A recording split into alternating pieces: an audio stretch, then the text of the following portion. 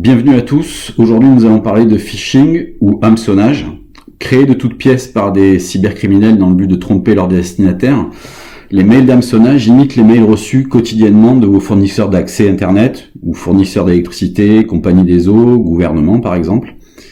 Le plus souvent, l'aspect inhabituel du message insistant vous demande une intervention immédiate, comme un changement de mot de passe ou l'envoi d'un numéro de carte de crédit pour l'annulation d'une transaction par exemple. Alors l'imagination des cybercriminels est sans limite pour vous faire passer à l'action sans réfléchir en se basant sur votre peur. Deux raisons principales expliquent le fait que certains utilisateurs tombent dans le panneau. Alors, tout d'abord, la grande majorité des salariés d'une entreprise traitent un mail urgent rapidement, sinon il sera perdu dans la masse. Ensuite, ces types de mails ont pour effet de bloquer certains des mécanismes de défense naturels, de filtrage de notre cerveau. Nous avons tendance à adopter une approche orientée tâche pour traiter un message urgent. L'analyse et la pensée critique sont alors occultées. Concernant les attaques par piratage psychologique, les mails d'hameçonnage doivent avoir un message qui doit intéresser, voire fasciner le destinataire. L'exemple des années 90 du prince arabe qui vous promettait monts et merveilles en échange d'un versement de quelques centaines d'euros sur un compte bloqué en est un exemple parfait, quoi.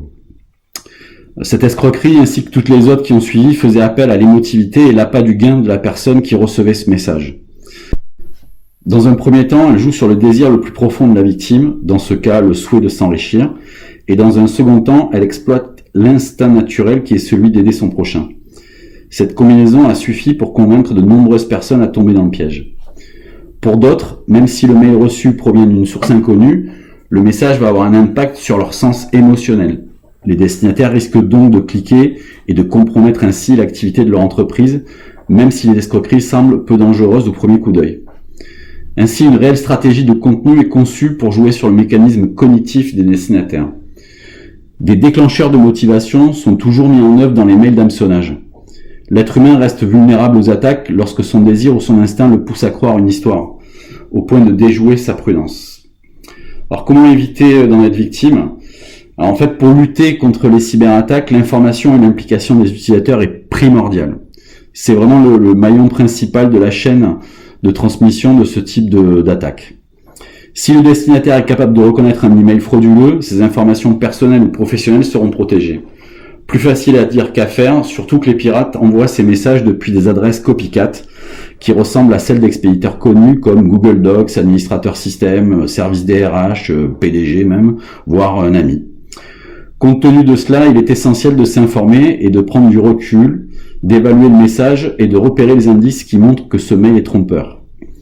En cas de doute, il est préférable de contacter l'expéditeur et vérifier la validité du mail avant de l'ouvrir ou de cliquer sur un lien. Si le destinataire ne peut pas garantir son authenticité, il est préférable de suivre la règle d'or. Si je ne suis pas sûr, ça va aux ordures. Alors comment repérer un mail frauduleux ?